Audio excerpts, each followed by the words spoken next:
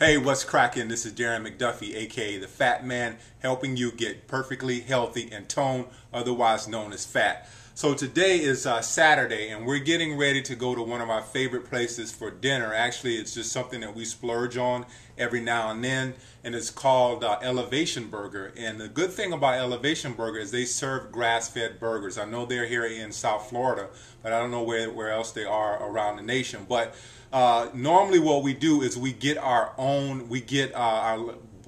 burger wrapped in lettuce. So this time we decided to make our own buns. We've been making our own gluten-free buns, and I'm going to show you how to do that today. And it's very easy and it doesn't take long. So we want to enjoy a bun today at Elevation Burger. So I'm going to show you how to make it. So here are the ingredients right here. I got a cup and a half of almond flour. You can see that. This is actually baking soda.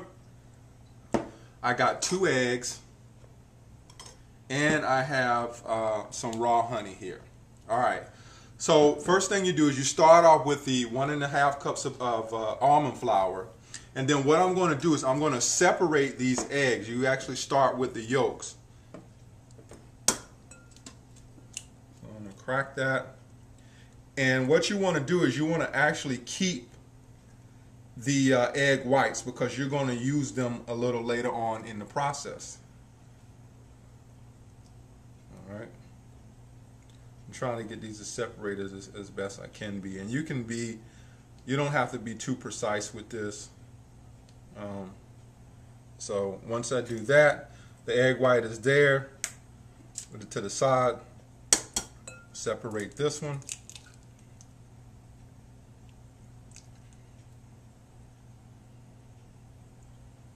So for many of you don't know, I don't know if you know the world famous Waffle House. One of the jobs I had when I came out of school, out of college, was I wanted to be a manager of a Waffle House. So that didn't work out, but at least I learned how to do a lot of things on the breakfast end. All right, so we got that. So we got the 2 egg yolks, got that in there. Then we're going to go with 1.5 teaspoons of baking soda. So I already got my baking soda here. Throw that in there. That's that. Then we're going to go with 1/4 cup of salt. This is real salt. This is what we use here in this household.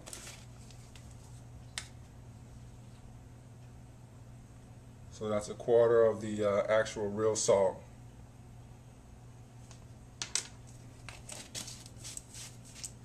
Alright, then now we're just going to use 1 teaspoon of honey. So this is raw honey. I believe that you can get this off of Lucky Vitamin, something like that. I know we order a lot of stuff from Lucky Vitamin, so.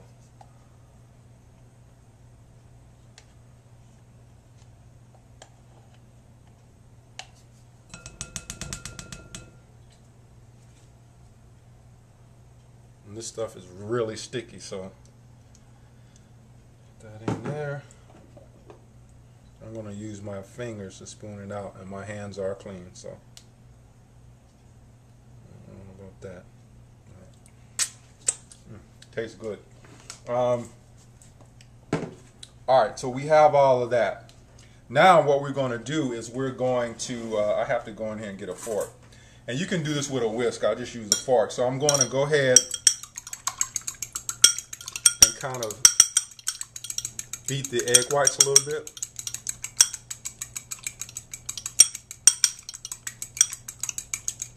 And then fold them back into the mixture.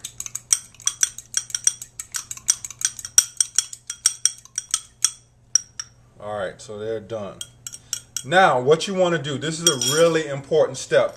What you want to do is put enough water in it to give it some consistency, but you don't want to put too much water in. So what I normally do is I put just a tiny bit of water to get the whole mixture mixed together really well, but I'm very careful not to put a lot of water in it. So I'm going to go and get some water from our, we have purified water here that we use.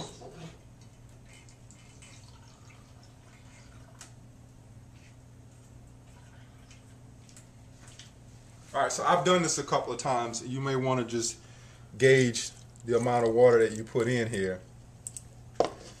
And then, thought that I was prepared here, so I gotta get another spoon. And then all you're gonna do is just mix the whole thing up. All right.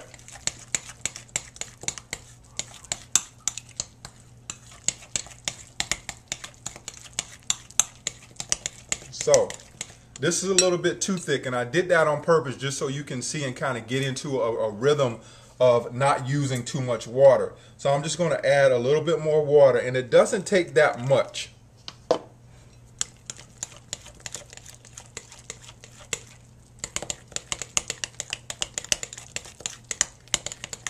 All right, so that I like it like this is pretty good.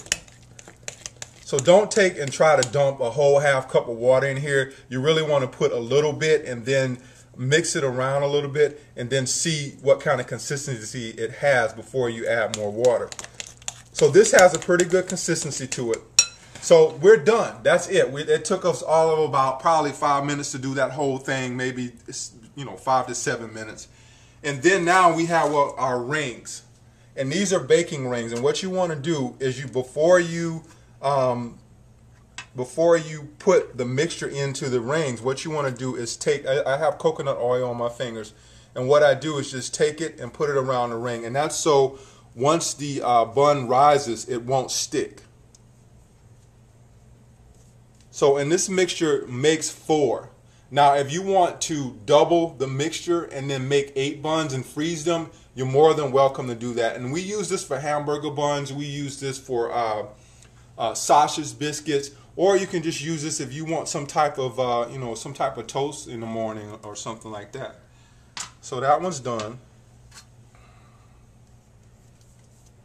It doesn't take a whole lot. You just want to go around the inside and make sure that it has the the coconut oil in there. And if you don't have coconut oil, you can probably use butter or something to that effect. But I use coconut oil. I love coconut oil, so I'm cuckoo for coconut oil. All right. So all of them are done. Now what I'm going to do is just put the mixture inside there.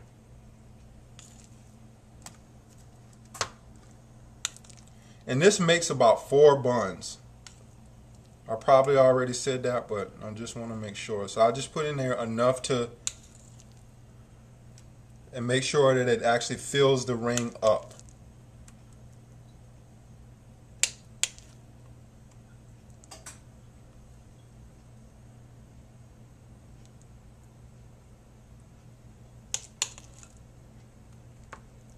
And as you can see, I use parchment paper.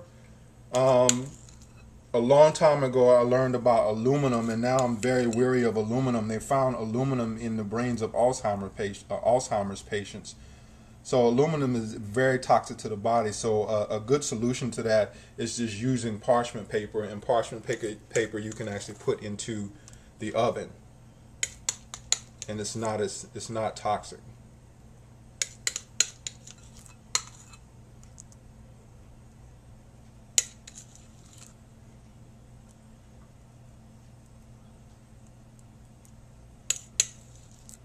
So as you can see, it made just about 4. I remember when I was a kid, I would lick the cake bowl my mom made clean, so I like to make sure I get everything out of here.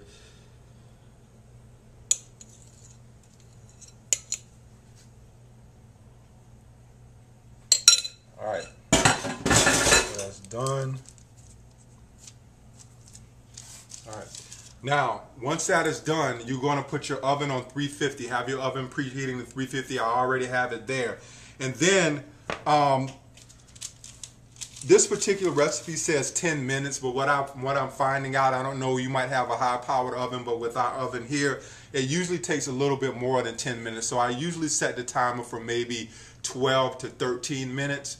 What you can do is you can set it for 10 minutes and then come back and see if it actually is is done, or if it's not done, then you can just kind of keep an eye on it. But what I'm going to do is I'm just going to set it for 13 minutes, And then once that's done, I'm going to come back and show you how they look and how to pop them out of the ring. So I'm putting it in the oven now, and I'll be back. All right, so we're back.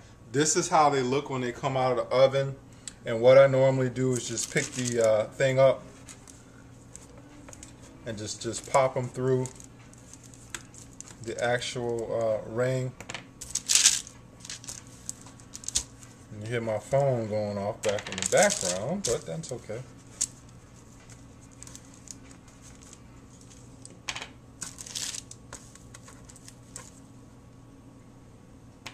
Alright, so I'm just going to take these and discard them in. And then in order to make your bun, all you do is just pick it up, take it, get it sliced in the middle, and there you go. You got your bun, your hamburger bun, or what type of bun you want to use it for, sausage, whatever. So that's how to make your own gluten-free bun. Again, you can double the recipe. I'm going to have the recipe, the actual recipe of all the ingredients, where you can take a look at it and make sure that you're getting the right ingredients. So this has been Darren McDuffie, aka the Fat Man, showing you how to become perfectly healthy and toned. Thank you for watching How to Make a Gluten-Free Bun.